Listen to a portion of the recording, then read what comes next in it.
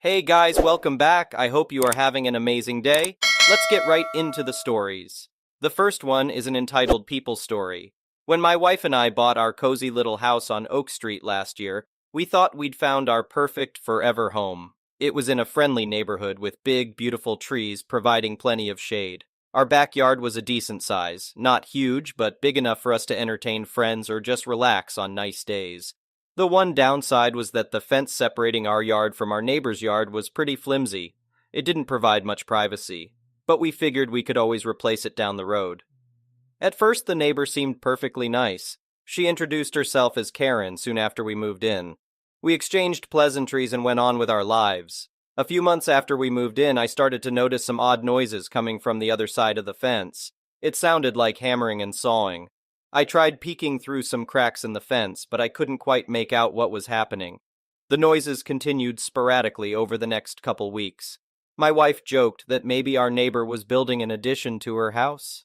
I laughed it off, assuming it was just some ordinary backyard construction project.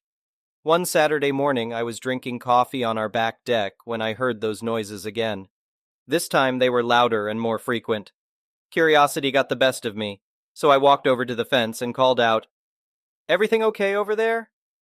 "Oh, yes, don't mind me," Karen yelled back cheerfully. "Just doing a little backyard upgrade."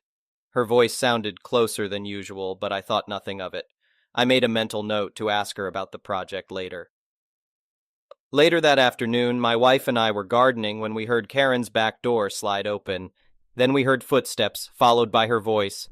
"Oh, hi, neighbors. Just wanted to let you know my new deck is finished. Wanna see?" Before we could respond, Karen appeared right before our eyes, on our side of the fence. Turns out she had built a huge wooden deck that extended from her backyard into ours. Not only that, but she had ripped out a section of our fence to create an opening. I was so shocked I couldn't even form words at first. My wife found her voice before I did. "Karen, what is this?" she asked in disbelief. "It's my new deck," Karen replied enthusiastically, stepping onto the wooden planks she had laid across our lawn. "It doubles my backyard space. Pretty smart idea, huh?" I finally snapped out of my shocked silence. "Karen, this is our property. You can't just build a deck on our property without permission." Karen waved her hand dismissively. "Oh, don't be silly. The property line was moved last month. This is all part of my yard now. But I don't mind sharing." Before I could protest, Karen pulled a framed document out of her back pocket and held it up proudly. "See? This survey from the city last month clearly shows my property line extends 10 feet farther than we originally thought, so really you're trespassing on my deck." I was flabbergasted. I knew for a fact the property line had not moved, and this random document she was flashing did not constitute legal proof of anything. But Karen seemed 100% convinced she was in the right. I tried reasoning with her calmly. "Karen, I'm quite certain the property line has not changed. Our deeds and surveys match the physical markers between our lots. You can't just build on our property without permission, regardless of what documents you have." Karen's cheerful demeanor vanished. She scowled at me angrily. "How dare you! I paid for a legal survey that clearly states this is my land now. Are you accusing me of fraud? I could sue you for slander." Sue me for slander? Now I was really fuming, but I held my tongue. I knew getting into a shouting match would only escalate things. So through gritted teeth, I told Karen she had 24 hours to dismantle the deck or I would take legal action. Karen gasped dramatically. "Are you threatening me? This is my property. I'm calling the police." And with that, she stomped back onto her half of the deck, slammed the ill-fitted fence door shut behind her, and retreated into her house. I immediately pulled out my phone and dialed our lawyer's office. Luckily, he was available to talk. I explained the absurd situation, and he agreed Karen had absolutely no right to build on our property, altered surveys or not. He suggested sending Karen a formal cease and desist letter and filing a police report for trespassing and destruction of property. He would also reach out to the city permit office to check on the legality of the construction. The next day, I adhered to our lawyer's recommendations. I had a feeling Karen wouldn't back down easily, so I wanted to get ahead of her as much as possible legally. After I delivered the sternly worded cease and desist letter to Karen and filed the police report, she somehow got even angrier. She started publicly accusing me of harassment, intimidation, and even vandalism to turn other neighbors against me. Thankfully, no one believed her outlandish claims, especially when code enforcement officers showed up to condemn the illegal deck. In a final act of defiance, Karen refused to remove the deck, so I had to take the matter to court. Karen represented herself and once again tried to use the dubious survey as evidence, but the judge immediately recognized it as a fake document. When confronted, Karen adamantly stuck to her absurd story, but the overwhelming evidence and testimony against her left the judge no choice. He ordered Karen to immediately remove every trace of the deck at her own expense. She was also required to pay fines for violating zoning ordinances and reimburse me for legal fees. Karen caused a huge scene, screaming about suing the judge and the entire court system. She had to be forcibly removed from the courtroom by security. Over the next few weeks, it gave me great satisfaction watching Karen reluctantly dismantle that monstrosity plank by plank. She shot me dirty looks the entire time, and I'm pretty sure I heard her cursing up a storm under her breath too. In the end, I decided to use most of the money awarded to me to build a solid privacy fence around my entire property. The fence company offered to install a spiky decorative topper for free when I told them about my crazy neighbor. I happily accepted. Karen still lives next door, but we haven't spoken since the day she stomped off her illegal deck for the last time. If looks could kill, though, I'm pretty sure I'd be dead 10 times over from her icy glares whenever we both happen to be outside. But at least now I have peace of mind knowing my property is protected from any more of her insane antics. This experience taught me to never again just assume a neighbor is harmless. From now on, I'll be sure to assert my rights at the first sign of trouble. Karen messed with the wrong person when she tried to steal part of my backyard. But thanks to a lot of time, money, and frustration, I feel confident I've seen the last of her nonsense. Our new fortress-like fence should keep her far, far away from what she seems to think is her land. But I know better, and now I can relax on my back deck with a clear view of exactly where my property ends and hers begins. The next one is a pro-revenge story. I used to do part-time volunteer work for a local park. It was pretty basic stuff, like picking up trash and light security, which was just making sure that people aren't damaging the park property or to report anything shady going on. This park was fairly big and had a jungle gym in the back of it behind the wall of trees. One day I noticed that there were tire marks in the grass right where a turn out of the back is. It's fairly easy to make that turn and doesn't come out of nowhere or anything, so I don't know why someone would go through the grass. Also, keep in mind it was very muddy and cold, so the tire marks were pretty much cemented in after the grass was run over. I call my supervisor and they say that we will fix that area when it gets a little warmer out, which it was going to be later that week. A couple of days later, when I'm near the front of the park patrolling, I notice a minivan coming up from the back of the park. It goes right through the same area of the grass that was previously run over.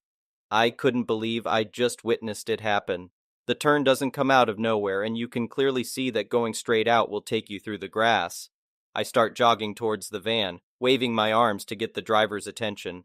She stops and rolls down her window, wearing thick sunglasses and looking at me confused at first. She also had 2 kids in the back. Entitled Mom. What, me? Excuse me, miss, I'm one of the park workers. You drove straight through the grass back there. With how muddy it is right there, the grass gets damaged very easily. Entitled Mom. Okay? She clearly didn't care and shocked me a bit that she didn't apologize about it. Me. Well, the grass is going to need to be put back down. I understand if it was a mistake, but please be more careful when coming out from the back. I can tell she's giving me a dirty look, even with her giant sunglasses covering most of her face. Entitled Mom. Whatever, she says rudely and drives out towards the entrance after I say thanks and back away from the van. Fast forward a couple of days, and my supervisor and I had finished flattening the dirt and putting down new seed for that area in the morning. I was pretty happy with how it turned out, and the grass would look better than it did before once it grew. Later that day, when I come back to patrol the park, I notice the same minivan in the back parking lot. I head over to the jungle gym area, and of course I see the entitled mom on a bench looking at her phone while her kids are playing. I was hoping in the back of my mind that she would have listened to me yesterday, but judging from how she acted, I was doubtful. I did a couple of walks around the back area, making sure there wasn't any trash, and when I saw her tell the kids it was time to go, I sprinted towards the front of the park entrance, stood in front of a car at the front, and put on my own pair of sunglasses. I keep them in a fanny pack along with some medical supplies and my phone, so that she wouldn't recognize me and stay on the path, like how you slow down on the road when passing a police officer. Once her van starts coming up, I am watching in disbelief as once again she doesn't turn and goes right through the same area again that we had just fixed up this morning. I was pissed now. I walk up to her van, this time being in the middle of the pavement, and she stops when I approach, rolling down her window and giving me a pissed look that I stopped her again. Entitled Mom, "Oh my God, what do you want?" Me, "Miss, you ran over that area again. We had finished fixing it this morning and you just ran it over." Entitled Mom, "So? It's just some grass. You should just make that whole area pavement so it won't get ran over." Me, "You can clearly see that the grass is in front of you when you drive up from the back area. It doesn't come out of nowhere and we've never had anyone run over that area. Only you." I had a frustrated tone in my voice, but I was still trying to be polite. Her kids in the back were glued to their tablets and weren't paying any mind to me other than when they heard their mom swear. They looked to be around 6. 8, I think. She gives me one more nasty look before rolling up her window and driving away. She didn't even respond to my last point. Also, she almost ran over my foot since she didn't wait for me to back away from her van before driving off. That was my tipping point. I call my supervisor again and tell him what happened. I could tell he was pretty pissed over the phone, but he said that he had a plan to stop that area from getting run over anymore. I meet him on Friday morning, and he has this giant boulder in the back of his pickup truck. I instantly knew what we were going to be doing with it. After some work getting it down, digging up the dirt, and wedging it into place, we finished putting the boulder in. I had to admit that it made me sad that there was now this eyesore of a rock there, and all our work previously was for nothing, but I was happy the entitled mom wouldn't be running over that area anymore. Later that day, I'm in the back picking up trash when I see the same minivan pull into the parking lot. I know it's the entitled mom and her kids because I remember their license plate this time. I pay no mind to them, knowing that she couldn't run over the grass again when they leave now. Later on, I was cleaning some bird poop off a statue when I heard a loud crash sound that came from the front. I run over to where it came from, shocked as I see the entitled mother's van with the giant boulder we put down wedged between her tire and the bumper of her car. She gets out of the van in shock at what happened, swearing and shouting. I personally didn't want to damage her car, just realized she couldn't drive through the grass anymore, so I did feel some guilt at seeing the giant boulder wedged in her car. I came over to the other side to see that the wheel was off the ground slightly, and the front bumper was wedged atop the boulder. I don't know how she even managed that, honestly. She sees me and immediately gets a look of pure, concentrated anger. "Entitled Mom! You!" She starts walking up to me, stomping her feet. "You put that rock there, didn't you, a-hole?" Me, "Miss, my supervisor brought that boulder in this morning for that spot because you were running over the grass. I don't know how you even hit it since, again, you can clearly see it coming from the back." Entitled Mom, "I was texting my friend, you a-hole, you're going to pay for this damage." Me, "Yeah, I don't think so." She fumes and heads back to her car. She has her 2 kids get out and go sit at a nearby table, both still playing on their tablets. Entitled Mom, though, got back in the car and is on the phone. A few minutes later, she tells me she called the police and that I'm going to be arrested for intentionally damaging her property. I admit I was a bit worried that the story she gave them probably wasn't the truth, so I called my supervisor again. He got here even before the police did. I saw him laughing as he pulled up and saw the situation. He walks up to the entitled mom and explains who he is, and she starts yelling at him about how she's going to sue and have him and myself arrested for the damage. A few minutes later, the police pull up. She tells them that we intentionally put that rock there to damage her car. But we explained to the officers that she had driven over that grass several times, even after we had fixed it, and we put that boulder down to keep her and others from driving through the grass. The police got some more information from us and told the entitled mom that we were in the right to put the boulder down and aren't liable for her poor driving. Entitled mom frustratedly tells her kids to get back in the car and actually starts to back out off the boulder. My supervisor, the officers, and I all watch as the boulder is scraping up the bottom of her car as she backs out. Once off it, her front bumper slams on the pavement and is now hanging down off the left side. Something under her car was also touching the pavement, which was apparent as she started to drive away, and the sound of something scraping against the road could be heard. The officers stop her and tell her that her car is now not safe to drive on the road, and she needs to get it towed. My supervisor and I went home shortly after, smiling and laughing at what had happened that day. I can safely assume now she won't be going over that grass anymore. The next one is a petty revenge story. I work from home full-time and rarely drive unless I'm grocery shopping or out for an appointment. In my complex, there are non-reserved spots and reserved spots in the underground garage, all of which are not assigned.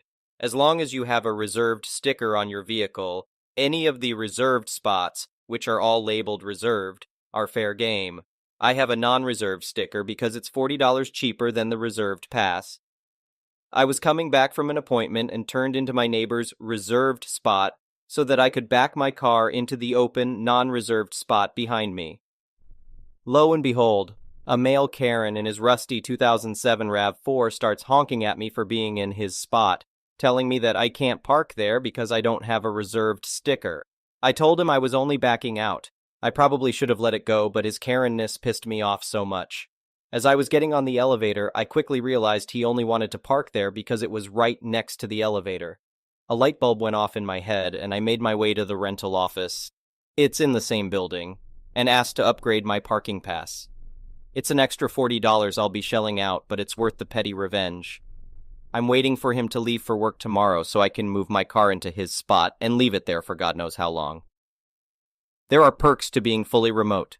The next one is a malicious compliance story. I'm from Luxembourg, a tiny country between Germany, France, and Belgium. In order to get the point of the story, I need to lay some groundwork. Our educational system is a bit unique, since a strong emphasis is put on learning foreign languages. Thus, kids are alphabetized in German at the age of 6, even though for natives the mother tongue is Luxembourgish. At age 7, French is added, and English at the age of 13, except if they opt for Latin, then they start English courses a year later.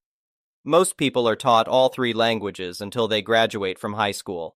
Another special thing about Luxembourg is that it only has one single university, and only for a couple of decades now. Thus, there is a certain tradition of Luxembourgian youth studying abroad. A couple of friends of mine enrolled in Strasbourg University, one studying biology, the other law. The university has a policy that during the first year you have to pick at least one course that is not your main subject, and most students from Luxembourg pick German. Having had 13 years of classes in German, most are about as fluent as native speakers, so it makes for an easy pass. For years they were allowed to enroll and only show up for the exam, which they always aced. So they complied with the policy, but didn't lose any time, but could use it to get used to their new hometown and concentrate on their main subjects. But not my friends.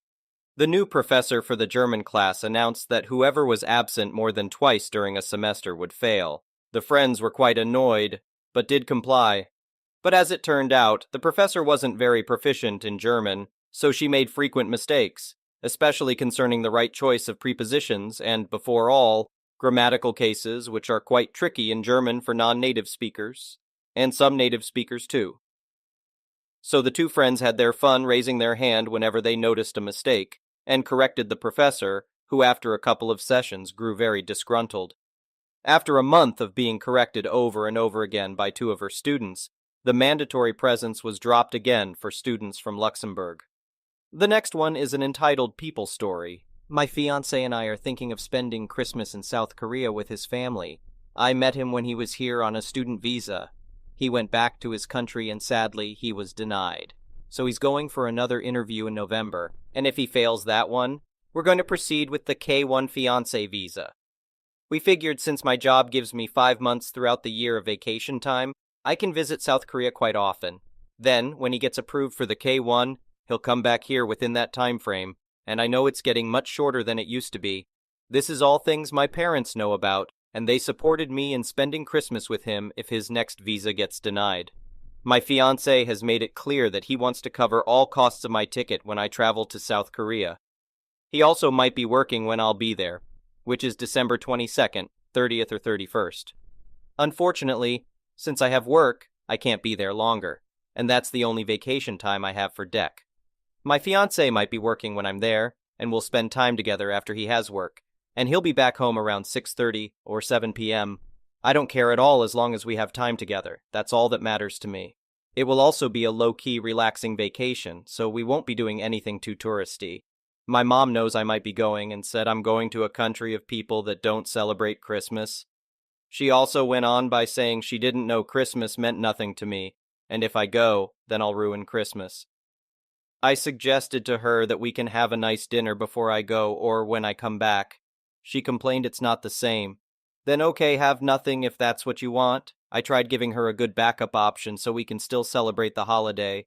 She even told me that she told her friend I won't be here for Christmas, and her friend grabbed her arm and said, "No, not Christmas, she has to be here.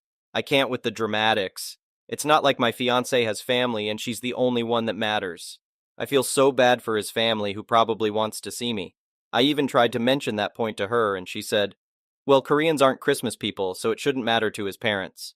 She then further manipulated the situation by saying that my fiancé needs to be more respectful towards me and my family because he should know how important Christmas is to them and that she feels he's manipulating me into spending Christmas with him. She also said that he's so irrational with money and she's worried about our future over the way he is with money. She even tried pushing me to suggest Europe to him instead because to her, they celebrate Christmas there, and emphasized it's a waste of money to go to Korea, and I'll be jet-lagged when I come back. To that, I insist it's his money, and it's up to him and me where we want to celebrate Christmas. If I'm so jet-lagged, then I'll use one of my sick days, and I'm sure we'll have a relaxing vacation. It won't be too action-packed. I was talking to my dad the other day, and my mom overheard us talking. I was telling him that my fiance's mom mentioned she wants me to come for Christmas no matter what. I told my dad that it's so nice to see how much she likes me. My mom said, "She needs to know Christmas is important to us."